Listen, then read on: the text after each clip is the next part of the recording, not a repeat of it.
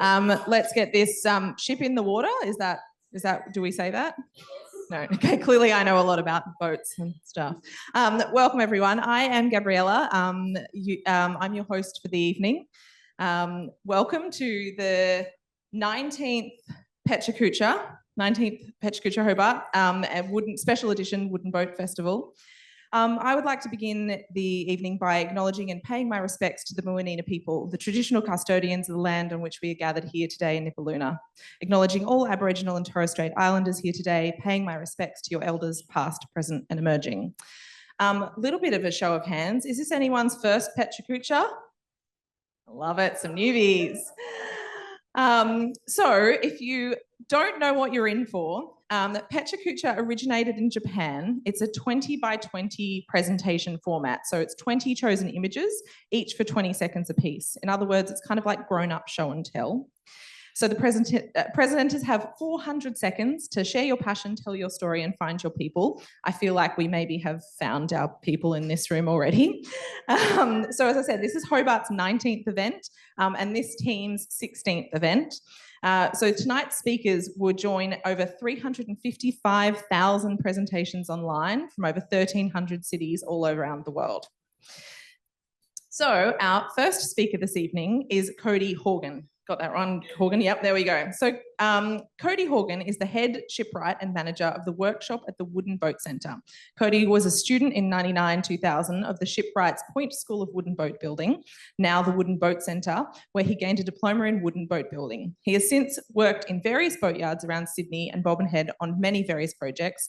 From 2010 to 2011, he worked as the head shipwright and managed a small professional team of riggers and boilermakers, as well as a horde of volunteers that maintained tall ship James Craig. He also grew the largest copper sulfate crystal at the Maize Festival in Atherton in 1980. Yeah, look, I'm going to talk about the Wooden Boat Centre tonight, so let's go for it. Let's get it done. So here we are, Wooden Boat Centre in Franklin, started about 30 years ago. It was started by Ruth and John Young, amazing people. They were really driven. They were academics from South Australia and they gave it a red hot go. Sadly, they've passed on and moved on. But the school has taught so many students. It's run, about 4 2-year courses. And moving on, now we're doing this. So we train traditional wooden boat building. This is cable construction. We've been doing it for many, many years. Originally, we were building up to 32-foot yachts in this method of construction. Nowadays, trying to do this kind of building is really hard. Finding the materials, it's becoming more sparse, I guess. We also do restorations. This is the restoration of Iola, and what we try and do is renew older boats. We're finding that you use less timber in a restoration, so you can actually. Well, I'm going to talk about this later on another slide, so I won't go too far. But here are my students from about 4 years ago. And we also have a tourism shop.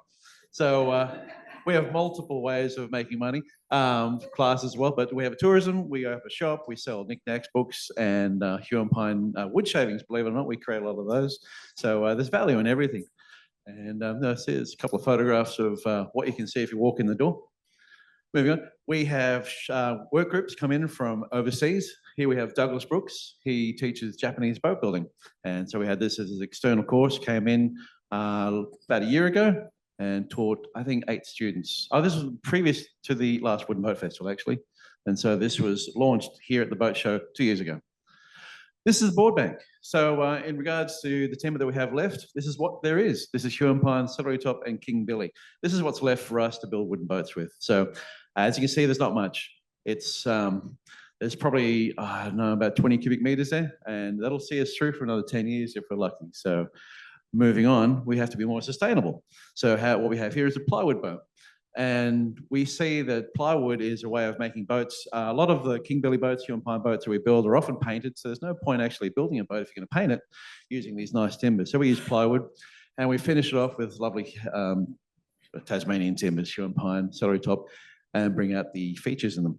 So here you can see we've pulled a section of boat out that was quite rotten, and we've replaced it with a little bit of hue and pine. And in order to make the boat work again, it's actually very easy to fix boats, as long as they're not too buggered. Depends on the percentage of damage, really. And then once it's fixed, we're able to take the boats out and go sailing. And that's the same boat. That's a Montague whaler, something I restored some time ago. And the more hue and pine I was able to, the more planks I cut out that were rotten, I was able to chop more hue and pine and put back in again. It was really fun. So she's on the raid about 2 years ago. And yeah, it was a really good way to save timber and keep our maritime traditions alive. We do like to build a brand new timber. We try and celebrate what timber we have left. We build one of these clinker boats a year at least, if not two. This is all made out of King Billy pine.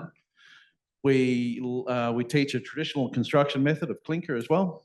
So this one is now in a vineyard up on a wall. I think it was sold for about $23,000.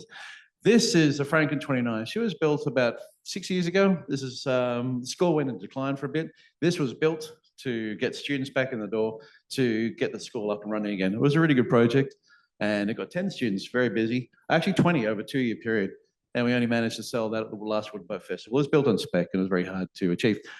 We run short courses. This was an 8-week course run by Jack. He's here in the g'day there. Jack was one of my students some time ago. He now runs courses. We had to run an 8-week course. We had 4 students who were really keen to build a boat of some sort. So this is the drift boat we have now here at the boat in the Shipwrights village. I'm gonna have to have a drink. This is a water wheel. So Sean built this one here. This was a water wheel. The students needed to do fine woodworking as part of the course. And we're very lucky to get contracted by the Botanical Gardens here in town. And so that's up there. She's in position, the Japanese gardens. Now, not everything can be saved by replacing the timber. So this one we fiberglassed. This is a Flying 15, which we restored later last year.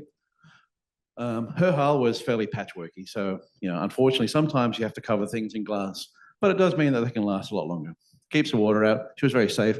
And she just did the last raid from Research Bay to here quite successfully. That's a little blue boat. If you've never seen her before, she's probably well known as a boat that didn't move, hasn't moved in 50 years. She recently hit the wharf and needed some work. She's at work now. She's actually at Shipwrights Village as well. We bought her for $1, and it's an amazing little boat. She's very, very strong, and it's given these volunteers here something to do. Nick and Rob, they're really happy. They get paid in joy. No, it's great. Our volunteers achieve so much. Without them, we couldn't achieve half what we do. And we're going to return her back to being a blue boat soon. Oh, need a breath. Now, we do all sorts of jobs. This is a job for CSL Oceania. They needed to have buoys, which went out to sea to Antarctic to collect data. We had to come up with the construction of this ball. That's Jack again. He loves working with wood. And this particular buoy is full of electrical components. They made 5. We made 5 for the Oceania. They were sent to Antarctica. Unfortunately, all the batteries were flat by the time we got there, so they had to come back again. But they should be at sea for 2 years, and they'll be very good in collecting data. We're trying to save on plastics and wastage out at sea, so that's why we're building in wood. And it was a lot of fun to come up with that one. All right, this is the D classes. So back in the day, 50s, 60s, Derwent classes being raced. This is our main thing nowadays about restoring boats. We've been very fortunate to restore one of these per year. The top is Minerva, the bottom is Undine, and they're about to turn into, not quite. Anyway, that's what they become. So these are the D classes, and we've been very lucky to be part of this project. It's really keeping the school alive, giving us jobs for apprentices, and yeah, very exciting. So that's pretty much all I have to say. I need to take a breath now. Thank you very much, Cody. Our next speaker is Valerie Nichols. Val is a retired outdoor healthcare professional who continues to express her passion for adventure, personal growth, and holistic well-being through experiences as skipper and custodian of her 32-foot stripped plank Bristol channel cutter, Aziza. She has a PhD in adventure therapy and likes to apply a lot of that learning to herself. She is the dockmaster for this festival, and we're quite lucky that she's here tonight because she's so tired and exhausted she forgot that she was giving a presentation last night and didn't go. So welcome, Val. So this is my boat. This is Aziza. As she said, 32-foot strip plank Bristol channel cutter. And this is a story about how, a little story about how she brought me back to life. Well, they're a long time, actually. Hayley, yeah, I will.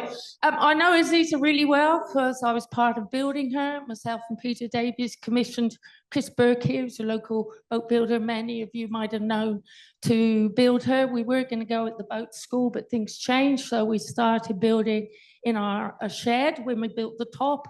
And then we found another shed in Panagana and built the bottom. I love this photo. It was a very potent time. It involved lots of friends, family, tradies, and we counted once how many times we handled every bit of those strips, and it was about 30 times, and a whole lot of bog. So about 8 years after that, in a very sort of desperate time, I found myself on a ocean of, cast adrift on an ocean of grief and despair. And I decided I would keep the boat and sail, join the sailing club. That was the Rainbow. And I decided I needed to solo sail, because if you want to go out when you want to go out, if you haven't got somebody sleeping next to you and you say, let's go, you've got to learn to solo sail. So that's what I committed to. And I spent 3 hours at first crying in the, trying to pluck up courage to get out the berth. So one morning, though, a few years later, as you do in the morning, you think about life and death when you're at this age and what you're going to do. I thought, I'm going to be really brassed off if I don't go off on a journey with this boat, because we've been through a lot and I just want to go. And I don't care where I go. So I weighed up what I thought my skills were, what the strengths and challenges were with the boat, weighed it up, and I thought, yeah, I'm in, it'll take me a year. So I went into frenetic, worked in a frenzy. I worked to category standard 1 in terms of the boat. And you might ask, well, why do you want to go? It wasn't so clear at the time. What I knew was that I wasn't about goals. I told people I wanted to get past Hobart. I think I was in Dunalley and somebody said, you've done it. Anyway, I knew, so it was more about, I just wanted to be in a situation where life could unravel me and I could find out who I was. So it did unravel me, because we had to cross Bass Strait first. And my good friend Tracy said she trusted in me enough to come. At that time, I had been sailing by myself. It was actually more scary having someone else with me, because I felt responsible for them. I called myself a kipper, which is the smelly fish in England, but I didn't feel I deserved the S until we got there. And as we left, when we left Flinders, Tracy always looks great. She wears red lipstick. And she looked at, when we left, she looked at me, I looked at her, and we said, time to get a live here. And then, so we did. And then when we got to Lake's entrance, we went straight to the pub, and we said, what? Oh, they're fast. We thought, this wasn't so hard, was it? We looked at each other and we both put our lippy on, and we knew we were changed. We were changed then. Getting crew is hard. This is Meg. This is how I got this job, because Meg went off to Antarctica and nobody was enthusiastic enough to take the job. I decided I was going to go. That's where I ended up. I didn't know I was going to do that, but I just do a little bit and think that wasn't too bad. Do another bit. All the red ones are bars. I didn't know much about bars till I went up there. And I know a lot about bars now, but they were great because they taught me to back myself. Do your planning and back yourself. I have lots of stories, Most, I'm not going to tell you what they are, but you might wonder why my little wood chip is sitting there in this super yacht bay at Southport. Lots of pinch me moments. Some of you may know John Deegan. When I set off, John said, well, there's only two things. One is it's all about the weather. And I thought I knew what it meant, but I worked out that I actually didn't. I had to learn to really work with the weather. And he said, go into Sydney Harbour, go to the Glebe, get under Anzac Bay, Anzac Bridge, drink wine, and look at all those bastards going to work. So I did. I went twice. And so people say, did you get lonely? Sometimes you can be lonely in a crowd. Sometimes what I learned was I had to have good self-care to not get lonely. I love this is about adventure and fear to me. Adventure and fear go together. They're inevitable. And you can't, unless you've got fear, you can't be brave. the fearless are not courageous. They have to have a little bit of anxiety to be a little bit of brave. What was this about? Oh, yeah. Quick story, another life lesson, and it was you do you. And I realised I wasn't doing me that well sometimes. And this was, I was sailing up to Jarvis, but having a great time with the trip. I had way too much sail up, but I was just thinking, yeah, that's all I ever wanted to do in life. Oh, no. You do you was that lesson. This one is my idea of what solo sailing's like. It's clearly rigged because somebody took the photo, but I love that photo because it's you have to do everything. You know, I learned to put my food up there, my bucket, water, because at any time the tiller could break and I'd be up there forever. Fatigue, yes. I thought I'll sleep 10 minutes, 10 minutes every hour. First time I did it, I thought, oh, 9 seconds. 12, there's something wrong. I didn't get really good at that. On the way back, I was better. Oh, it's the end already. This is me going, that's me in the back. That's friend Scott. I sailed in company with for a while. And I would just say that on the way back, I felt I'd gone from kipper to little less skipper to full-blown skipper to custodian. And the only, no fear, no failure, only learning is what I want to tell you. Thank you, Val. When the Netflix special comes out about Val's life, you can say that you saw her here first.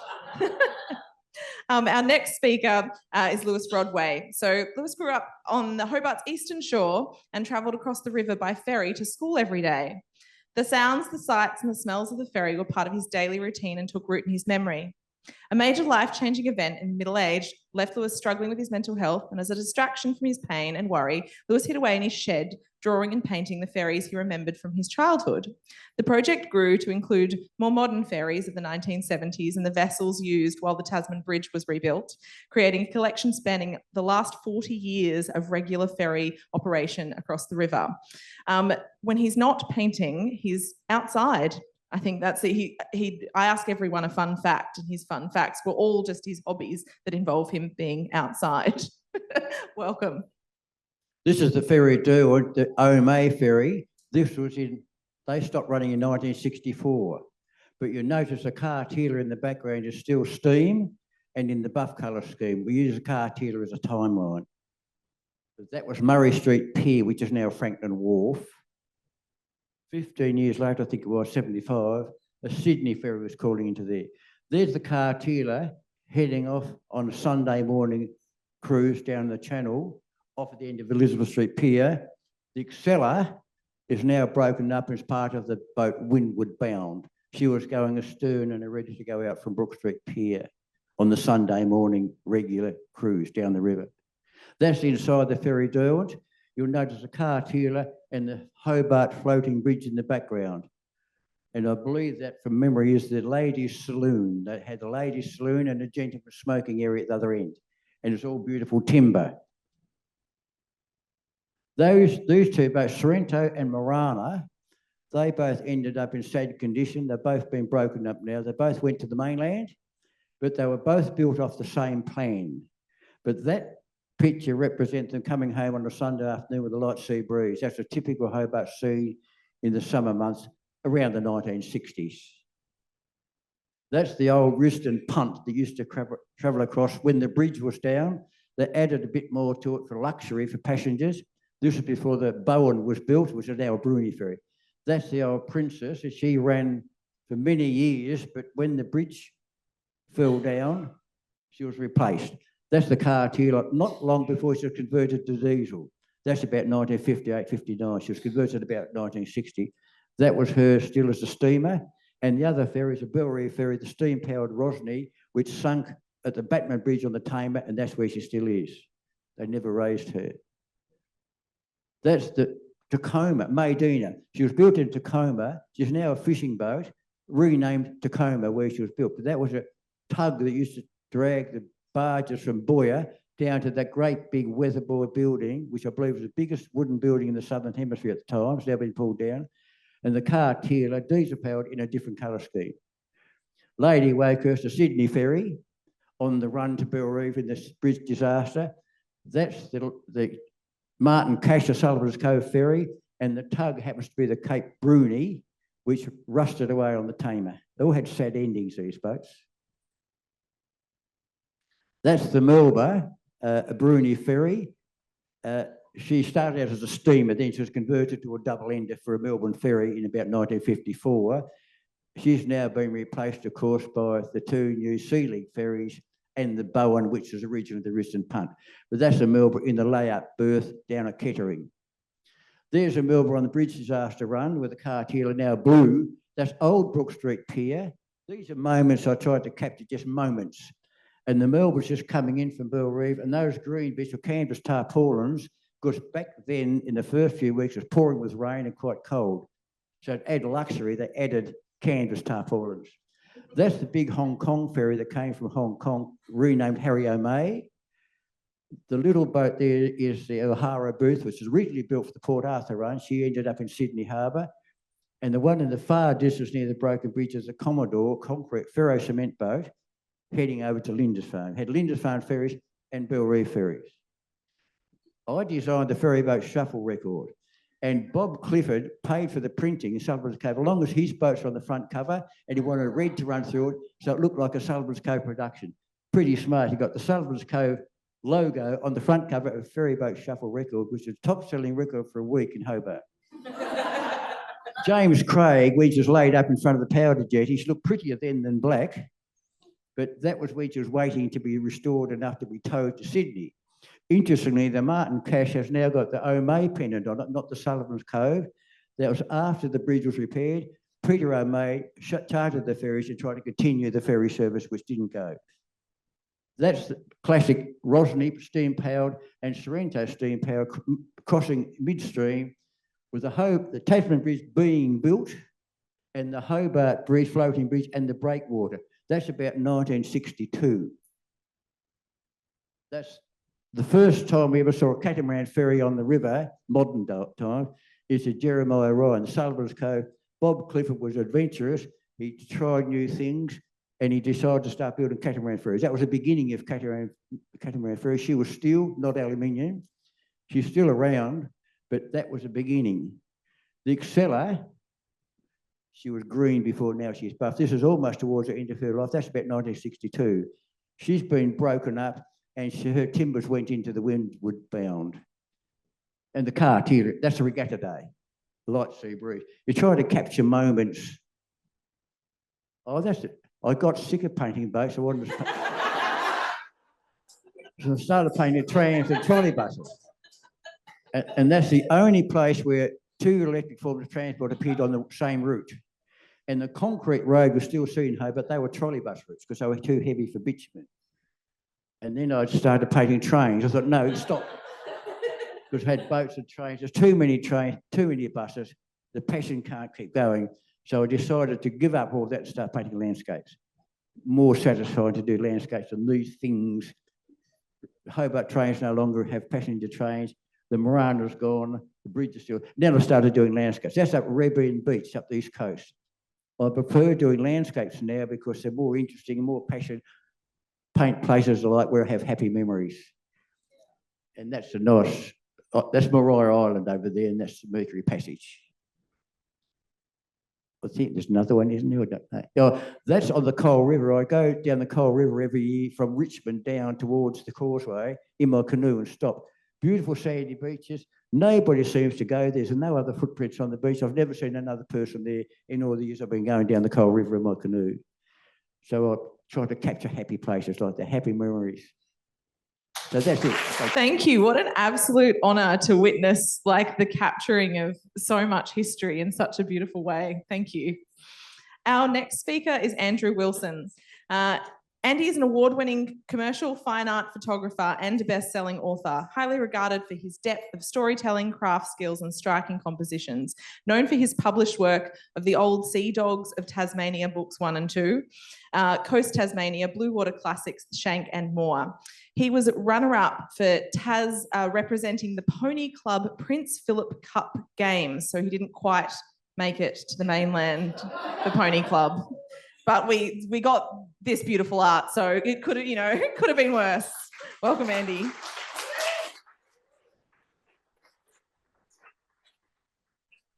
Always the bridesmaid, never the bride. All right, go for it. Muddle along. So normally I do realistic photography, but 2 years ago I created a series called Custodian, based on wooden boat notion of being a custodian of a wooden boat. And this series of works is all about being custodian of a craft or a culture or a place. So these are all created by AI, not artificial intelligence, artistic intelligence. Yeah, so this is a story about being a custodian of crafts. So this is Dave, who has a boat shed down in Port Huon. The boat shed and the boat itself and everything was all spliced together in different ways. So I'll talk about that a bit later. Same with this one. This is multiple images used to create an image about being a custodian of Tasmania's amazing environment. It's a bonsai tree sitting on a rock. I shot on Mount Wellington, water taken Bruny Island. This is the Celery Top Island in Port Davey with the seagull that I photographed in Flinders Island, and the mountain behind I photographed in Port Davey. Again, about being the custodian of a place. Port Davey is a remarkable area of the world which should remain pristine and wild forever. This is a bad dream I had going to Port Davey. It was blue skies, no wind. We had to motor the whole way there, and the whole way around the passage, all I could think about was the storm that never eventuated. So this is called the Storm of Imaginings. That's the Yukon, which used to be in Franklin. Dave and Ia, wonderful people. This is the first in the series I actually created. I'm the little tubby orange guy. I'm working on the profile. But it was a story about being a custodian of stories. That's how I guess I see myself in the whole realm of things. And the lighthouse is my family and my home, which I shelter from when I come back from my journeys. This is a bonsai actual Huon pine tree. And the significance with that is that Huon pines live for 10,000 years or more. And if we live for that long, how would we perceive the world? Would we perceive it the way that we do, or would we consider things a bit differently? This is Cape Pillar and the Tasman Islands, and this is a boat called the Fancy, which sits in a shed in Margate and is the sister ship of the Olive May, which is a beautiful boat. And she currently needs a custodian to save her. She's rotting away in the shed and is a bit of a travesty in that sense. This is Research Bay with the mountains behind. And I guess Research Bay is interesting because it's where the French came and built a garden, whereas the English came and created the conflict with the Aboriginal First Nations people. So different people came to the island and did different things. This is about being a wooden boat custodian and how the craft and the culture of wooden boats is so alive because wooden boat owners use their boats. They go out and they do amazing things. And if I could have captured the perfect photo, this would be it. This is what I created as my sort of belief of what Tassie's light and environment and wooden boat culture looks like. So this next part of the presentation is really about how I went about building the images. So like painting, I started with a background, a bit of mist and a bit of darkness. I decided I wanted to add some more drama to that, so I added some rain and some clouds to the background, which you can kind of see in the other photo on the left there. It's like layering. I'm layering with pixels rather than with paint, which is the process of the exercise. So that's the original photo, and I took that on the Derwent River. It's My Girls, a local cooter boat. And you'll see there's 3 people in here, but in the photo there's only 2. I found it afterwards that I'd actually erased the skipper's daughter from the photo. Slightly embarrassing to find out later on. So I masked out the boat, leaving all the bits that I wanted and removing everything I didn't. And that was sort of the starting point for me kind of building the story of the actual image. These guys for me are sailing into, Tasmania's wild west coast with all the majesty and beautiful drama that Tasmania has. without houses and things in the background that are sort of detracting from the image. The next step was to put in a sea state and add some more clouds and everything in there. The sea state I photographed off Bruny Island. The rain I photographed just off Castro Esplanade when there was a thunderstorm and I was out racing with some friends on a twilight race. I then added a bit more cloud layers to it to sort of blend the layers together.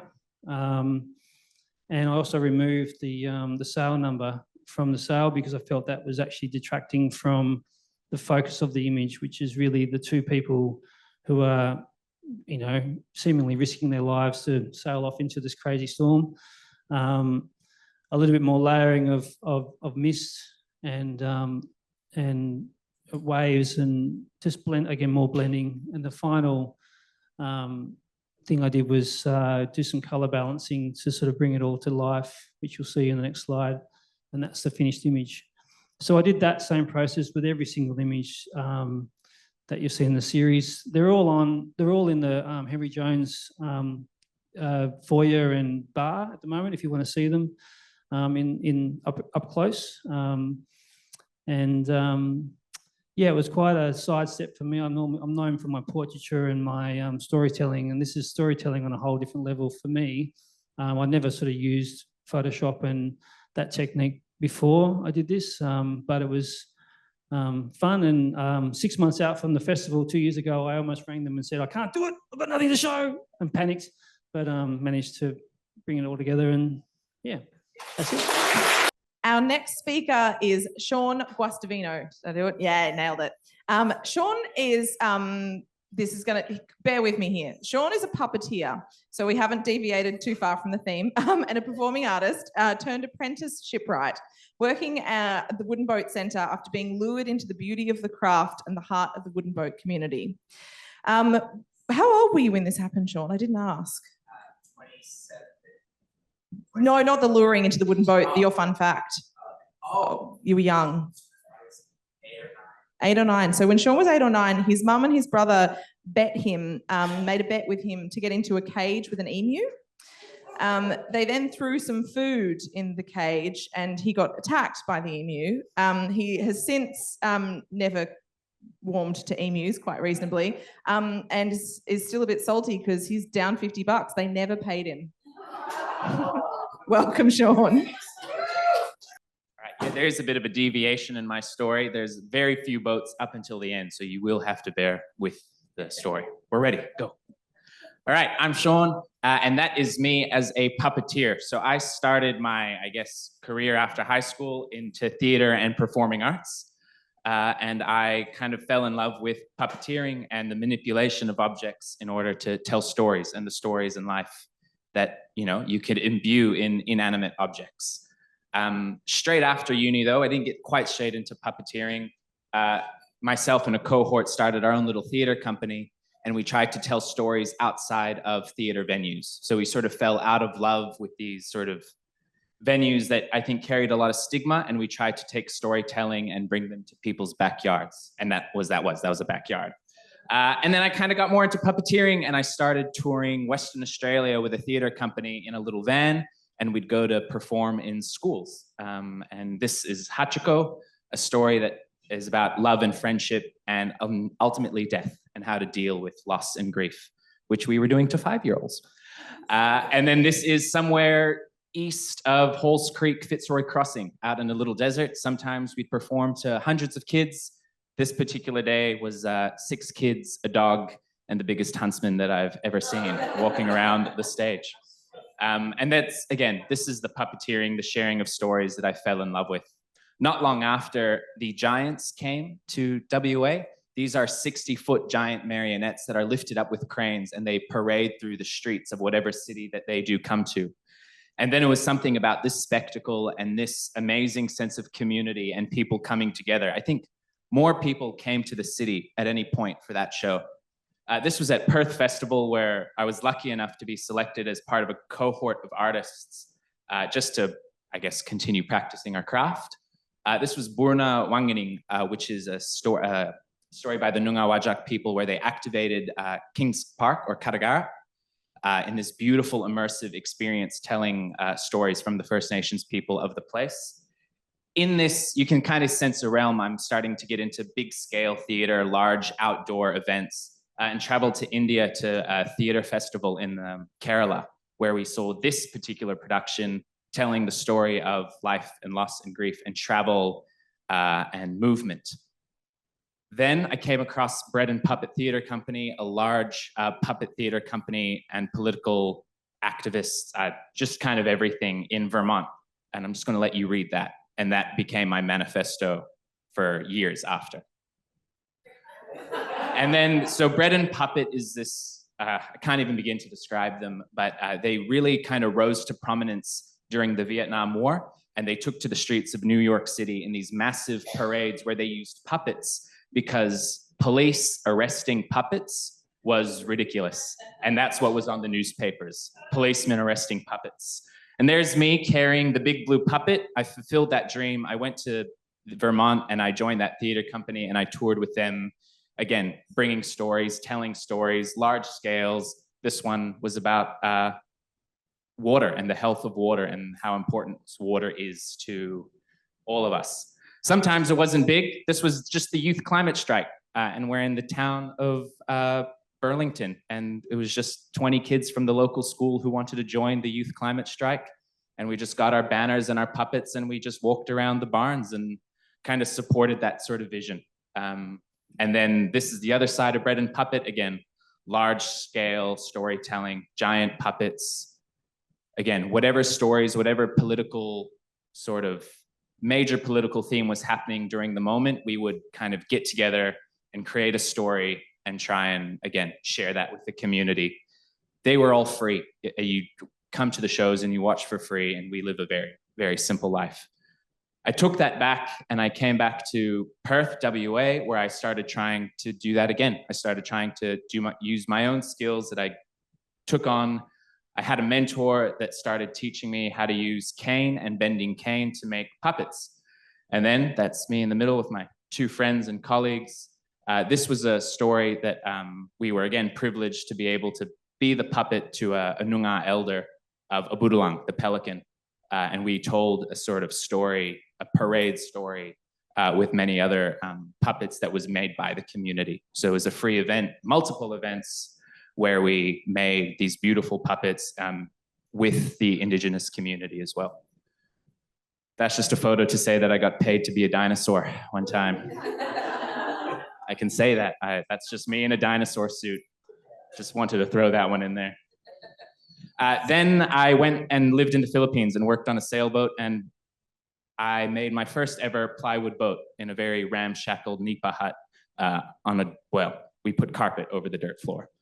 And this is a Goat Island skiff. This was my first ever sort of foray into building that sort of structure. And I have no idea how we came up with that finish, but we got the finish. And there was something about my research looking for designs of the boat that we were going to build. There were just so many stories with boats, and there were so many different designs, and there were so many different styles. And I just absolutely fell in love with having this idea and then manifesting it into this beautiful, beautiful form. The one on the left is the second, but kind of I also count as the first boat I ever built, and then the second one. And these are Piners punts that were first seen up and down the Huon River in about 1857, an iconic Tasmanian vessel with so much story and so much history. And then this is a Derwent class, again, another vessel that was designed and built in 1927, 1930. Stories, vessels with stories, vessels that connect people. There's almost a cult community in Kettering sailing and racing these things. And it's something about that unification that these boats kind of create and the stories that they tell, which again, sucked me in from my theater storytelling days to now boats. And then that's me 6 months into my apprenticeship as a boat builder at the Wooden Boat Center, and kind of, I guess, creating these beautiful, ephemeral, yet lasting things that connect people. Thank you, Sean. I think you might win furthest traveled for tonight. I'm assuming North America is the original origin. Yes, well done. Next speaker is James Rakic. He's a web designer, parkour enthusiast, educator, and sailor. James is the captain of the STS Lewin, great, there's a lot of vowels. 2, an ocean-going sail training ship for the youth of Western Australia. James believes in the challenge and inspiration of collective endeavour that builds personal potential. He was going to be a video game designer, but he ran away to sea instead. Welcome, James. Thank you. Let's do it. Alrighty. So, as I said, I am the captain of this vessel here, lovely vessel. And I want to take you through the story of what it would be like to be a trainee, to come on to a sail training vessel. So this ship has 5 permanent crew, 10 volunteers, and 40 trainees, 15 to 25 years of age. Just imagine you're on a boat, little boat, on your way to go and join this ship. And it will look bigger. You'll have seen photos. You won't really understand the scale, and you'll have to do things past your gear up, completely in a whole new world. And that is the experience that sail training is about, is exposing people to something very different outside of their regular experience. And in that first day, they'll be doing all sorts of things. They'll be climbing up in the rig, learning all about all the things that they need to do to just be on the ship and be a part of a sailing crew. Because the main thing for us is that this is a medium. It's a medium to learn a whole range of different life skills. And it requires you to be completely invested in what you're doing and completely involved. And there are times where you get to enjoy the sunset and just chill out and whatnot, take a breath.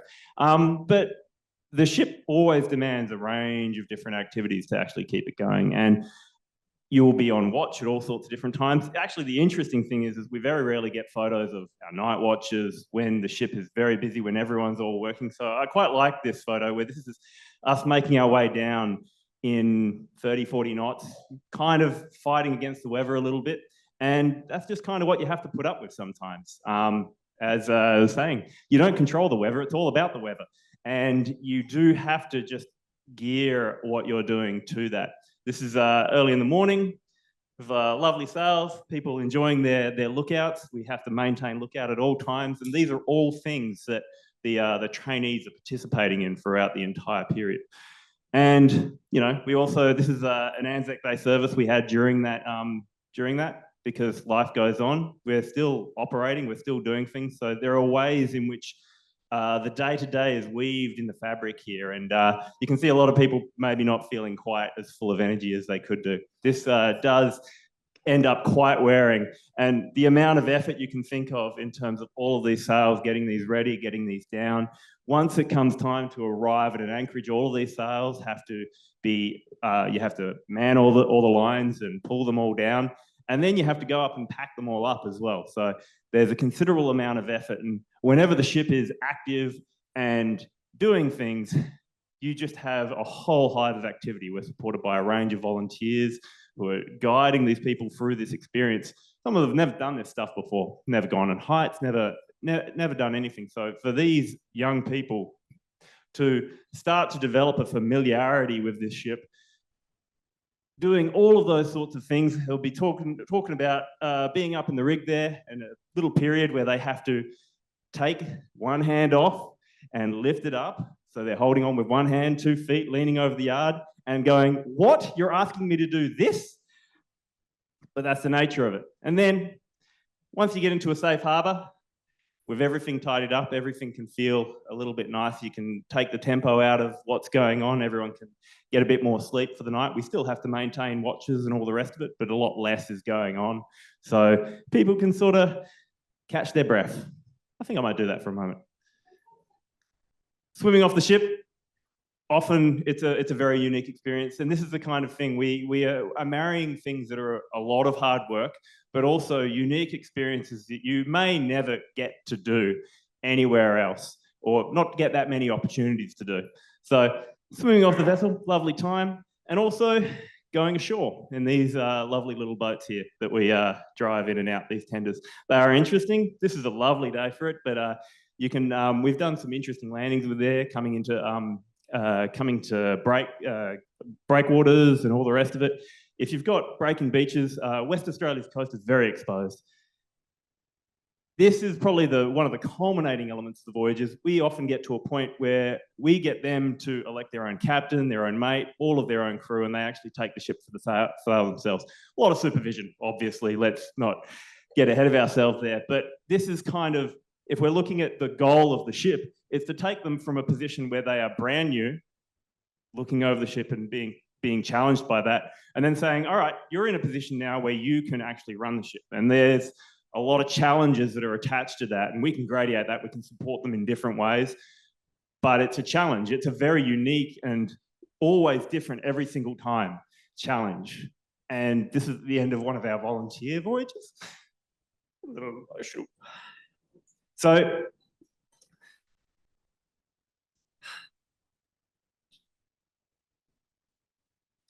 So you come to an end of a voyage, and we do a lot of things to close it up. This is the skit night that we do right at the end.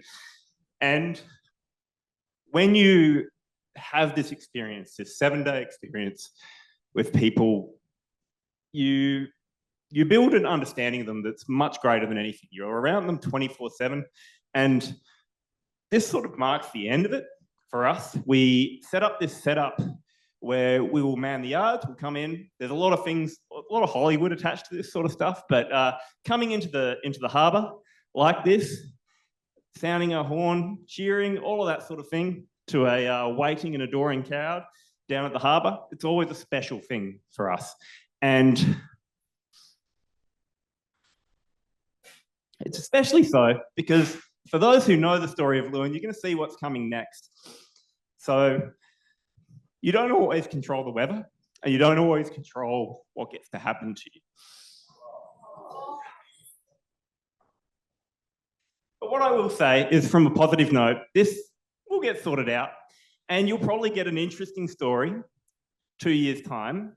Maybe you might even see us coming down to it. Who knows? Yeah, we will figure that one out. Thank you. Thank you. And I hope we do see it coming down the Derwent in a few years. You can come back and do another Pecha Kucha. We would love to have you about the restoration. Put it in the diary. 2 years, you reckon? Great, perfect. Our next speaker is Joshua Andre. Josh completed a Bachelor of Fine Art with honours at the University of Tasmania in 2015. Alongside exhibiting regularly in solo and group shows, Josh has been a finalist multiple times in the RACT Tasmanian Portrait Prize and the Henry Jones Art Prize. In 2021, he was a finalist in the prestigious Glover Prize, and the following year hung in Title Art Award hosted by the Devonport Regional Gallery. He is an identical twin, so it is a 50-50 chance that it's not actually Josh. It's not. Hello, my name is Luke. I'm a little bit more organised than everyone else. I've got an iPad here. Technology is a good thing. All right, are we starting? Yeah. Let's go. All right. So I'm a painter, but I want to be a boat builder. I create worlds, but boat builders create things that traverse worlds. We're not too dissimilar, us and boat builders. Here's me sailing a wooden boat named Mariska, which was built by the patriarchs of the wooden boat builders of Tasmania, the Wilsons out of Cygnet. I'm not saying I'm shipwright. Maybe one day I'll consider it. But painters and boat builders more broadly have more in common than you might think. We're storytellers and we're people that frame the landscape in different ways. I want to spend this talk connecting painting and boat building as objects of beauty, objects of storytelling, and objects that frame a landscape.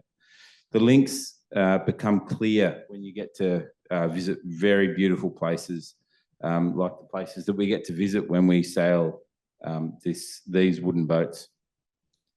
The oceanic surrounds of this place has captivated most of my professional painting practice. I studied here, literally 3 stories up, and I showed my wife my studio before. She'd never seen it. It was great. And it's the proximity has provided impetus for me to continue to create work that's based on the oceanic surrounds. And it's not just me that has used this. Eugene Von Gerard here made this beautiful painting of Tasman Island with wooden boats sailing off it. And there's a great history that has been used to create that. And as a result, people like me have used the circular nature of history to continue to make work based on those landscapes. And there's an example of work that I've made. It's important to acknowledge once again that the boats that Europeans brought to this place weren't the first boats, and that the Palawa people of Tasmania have been boat builders for millennia and have made beautiful crafts that have referenced the landscape and have continued to tell stories. And myself as a landscape painter, I'm very privileged to get to tell the stories that I get to tell and kind of hold as a storyteller. The intangible thing that kind of is built into these boats is their stories. And I love the stories that wooden boats and the people that tell them get to tell. And I love the stories that I get to tell as a painter. It's not immediately obvious with a boat, the story that kind of is imbued, but with an oil painting, it kind of is. And we're kind of born out of the same landscape in that regard. I made an entire exhibition a couple of years ago about that. The craft of the vessels inspires me as a maker. Every single detail reinforces to me the need to take my time and be slow. This is a boat called Varg, built by the Wilsons at Signet. One of the most amazing pieces of construction that's ever been made, I think, up there with the pyramids and yes, thank you. And I like to take my time when I get to work with timber myself when I frame my paintings. So it's really important that I think about those things too. This is some King Billy pine that I salvaged from the West Coast that has thousands of years of history in it. And much like the strip planks of the boat that I just showed you, it's something that's been crafted by the landscape. And that's a painting of mine for reference, born out of the West Coast. And there's literally Huon pine sticking out of that Lake Margaret. So it's a very beautiful place, and it's really important. Unlike anywhere else on the planet, it's literally timeless. If a pterodactyl was to fly out from behind a tree, you probably wouldn't be surprised. And, within like a very, very tight parameter of that landscape, the boats that are built out here are from that place. So I guess what I'm saying is like my paintings and these boats have the same DNA and they're born out of the same landscape. So once again, if anyone needs a shipwright apprentice, I'm here for you. Love to do it. Sorry, Caro. I know there's probably not much money.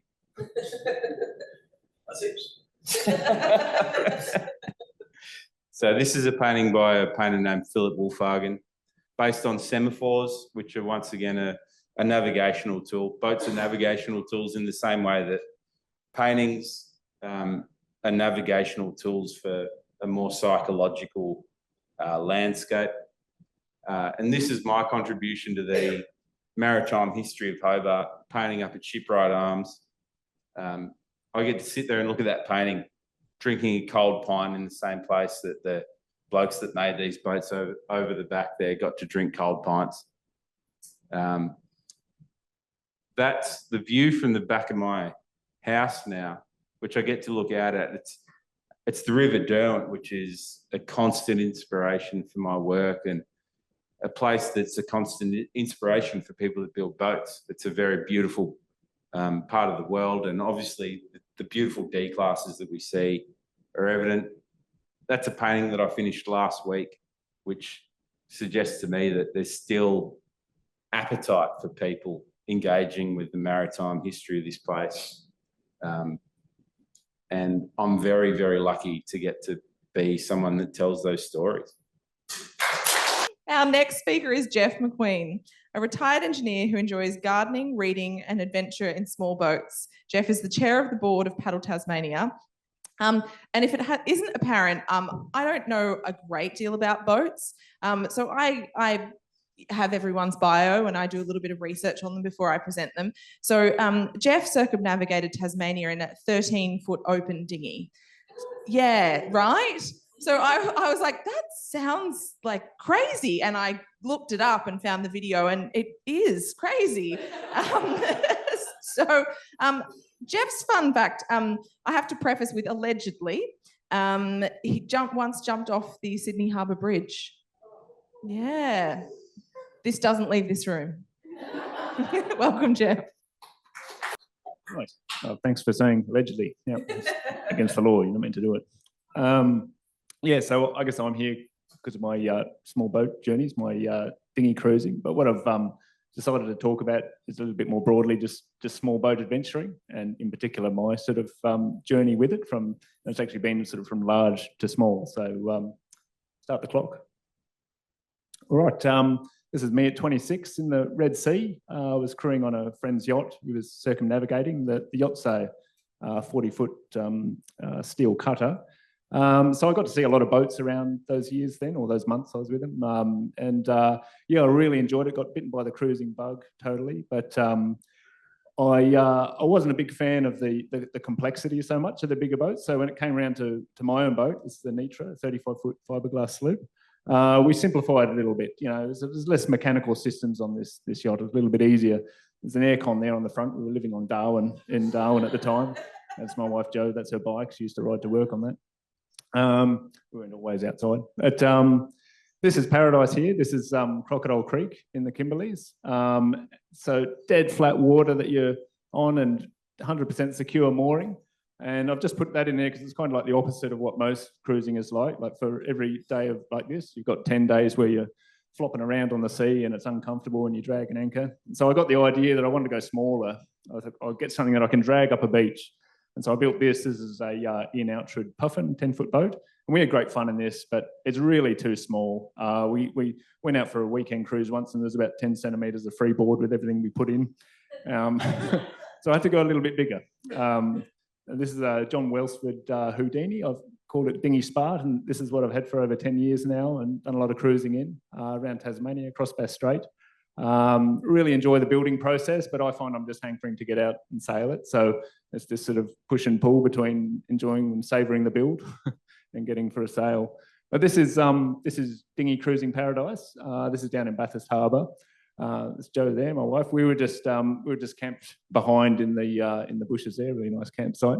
But yeah, this is really nice. And I've got to say though that if it was always like this, everyone would be doing it, and that'd just totally spoil it. So it's really hard sometimes. Like this is kind of rough and kind of scary. So I've just sort of pushed off a little beach there and you know, gone out through a gap in some breaking waves and paddled like hell to get out. And the shack owner sort of took that shot as he was yelling encouragement at me. And then he took this a little while later. I know the picture quality isn't great, but I really like it because it kind of looks like a Monet painting. But it's terrifying, that coastline, because it's all these unsurveyed areas, and they're not unsurveyed because there's no risk there. They're unsurveyed because there's just rocks everywhere, and I think it would be too big a job to take a survey boat in there. So anyway, this is the southwest cape of Tasmania, just me taking a photo there as I was going around it. I tend to stay well off these things, or partly because there's unsurveyed areas in close, but also, if anything happens, I just want a lot of time to deal with it. Everything from capsize to something breaking, you don't want to be washed onto the rocks straight away. This is me before I've packed everything away in the boat. So this is everything I might take. So just a couple of comments here. I've got my paddle there, so I'll use that. There's an electric motor on the back, but I'll use the paddle as much as I can to save power. Got batteries underneath. All those plastic containers have got food stored in them. Sleep mat to sleep in the boat here when I'm camping. Dry bags and stuff. This is me using a pulley system to pull the boat up the bank there so we could go bushwalking for a few days. And there's a real benefit with the dinghy cruising, right? You can get it up on the beach, so you're not flopping around at anchor. Like where we were, there's no way you'd anchor any boat really. There's just too many rocks. But we got it high and dry and we're safe.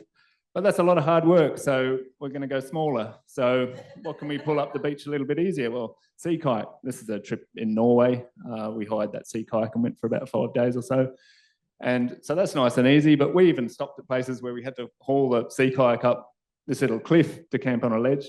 And there's just no way you can do that in a dinghy. And there's a sea kayak in this picture. This is Cape Raoul. So if you look for a little red thing over there, so you can do really spectacular things. I really think sea kayaks are the most versatile sort of seagoing craft you can have, especially in Tasmania. You can get into all sorts of spots. I love dinghies, but sea kayaks, I've got to hand it to them. Yeah, that's the most versatile craft you can have. We're going to move on to rivers now. So this is a canoe. It's not much of a canoe actually, but it does for us, the amount of canoeing we do. This is on the Arthur River. So canoes are really nice, especially like this is Arthur River, grade 1, grade 2, white water.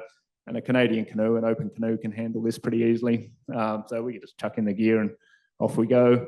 This is us on another family weekend when the Mersey was spilling. So we put the doggies in and away we go. It's really nice. You can fit a lot of gear in. It's a lot of fun getting 2 people working together on those easy rapids as well. The dog's kind of annoying actually, wants to sit in your lap and that sort of stuff. But it's easy to grab her when she jumps in for a swim though with that life jacket on. But if we want to lift the capability, so we want to do sort of harder rapids, we've got to get a better kayak. So this is a normal sort of plastic hardwater, whitewater kayak. I've got the spray deck on, and I can roll up. What I've actually done there is just let the water I've capsized the kayak and floated under the log and then just rolling up on the other side. But I've got that's on the Franklin River. I've got about 5 days worth of gear and food in that. And this is great. This is really the best fun you can have doing any kind of boating, sorry. This is whitewater kayaking. This is on the Snowy River. We'd stop every now and then and drag it up the snow slopes and sled back in and fly off those edges there into the water. That was really good fun. But yeah. But kayaks are a bit heavy. They're about 20 plus kilos and plus gear. It gets hard to get into remote trips. So there's actually a boat in that picture, that little blue thing on the top of my pack. That's a pack raft. And pack rafts are so light, once you've got the pack raft and your minimal sort of paddling gear, you're probably looking at carrying an extra 10 kilos on a normal bushwalking type amount of gear. And you can get into really wild rivers and do stuff like that. Pack raft's not quite as capable as whitewater kayak, but it's pretty close. You see a little black strip at the back of the kayak. That's a zip, and it's an airtight zip. And I can stow all my gear in there. And you can fit an enormous amount of gear in there, like a month's worth of gear and food. And there's such great craft. This is the last slide. This is one trip we ended up out on Port Davey, so people might recognise that scene there. And this is actually a slightly irresponsible thing to do, I think. I sort of feel like I know what I'm doing now on the ocean, so I really timed that for sort of favourable wind going across and that sort of thing. But you are in a craft with one single air chamber going across the body of water, and it's not something you could paddle into the wind with. So I think people copying that would be at risk of getting blown out to sea. So probably don't try that one. So anyway. I was really waiting for you to like the last pitch to be like a matchbox or something. Yeah. Our last speaker of the evening is Rosie Bird. Rosie's first boat was a fiberglass foam sandwich with wooden trim. It was not the fastest, but it was her passion. And she spent many weekends feeling like the Karate Kid, sanding and varnishing, wax on, wax off. She continued with Ski Scouts and all the opportunities on wooden boats, including rowing, sailing, and then sailing in yachts.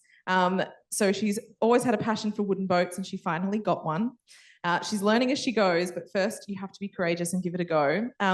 Fun fact is she has 77 chickens and she lives off-grid in the Huon Valley, and this is her first public speaking event of this size, so she's a little bit nervous, so be kind. This is my boat, this one here.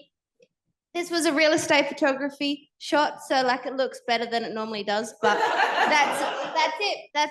That's my boat, and that's when I first bought it, and that was around 2021. So just around sort of that COVID time, just, everyone needs something to do during COVID. So there I go. I got the keys and that was my boat. And I sort of was excited, there it is.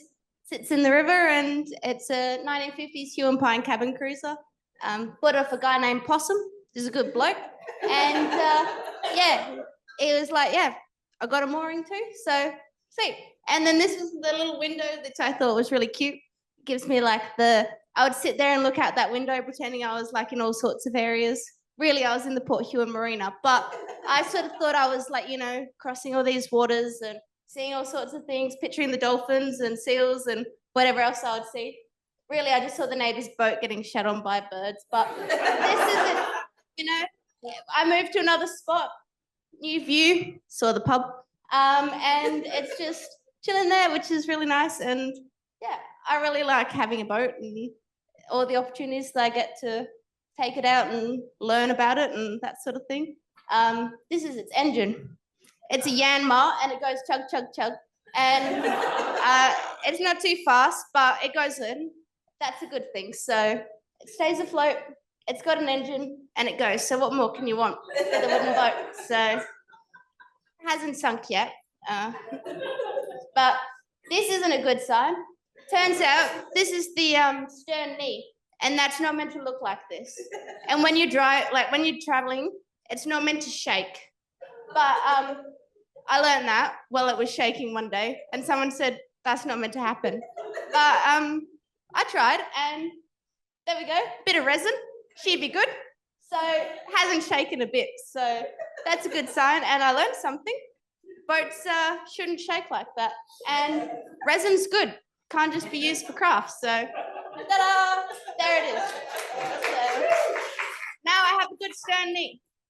And there I am, just chilling. There's the pub, there's my boat, and I'm just having a good time. Just glad to be owning a boat and glad for the opportunities that I have. And it's not, looking the best at the moment, but the thought's there. Behind, I've got my shark fin, used for navigation lights, but disconnected at the moment. More just a shark fin.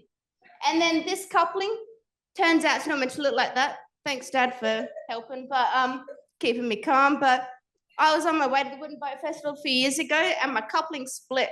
Has your coupling split before? What the heck?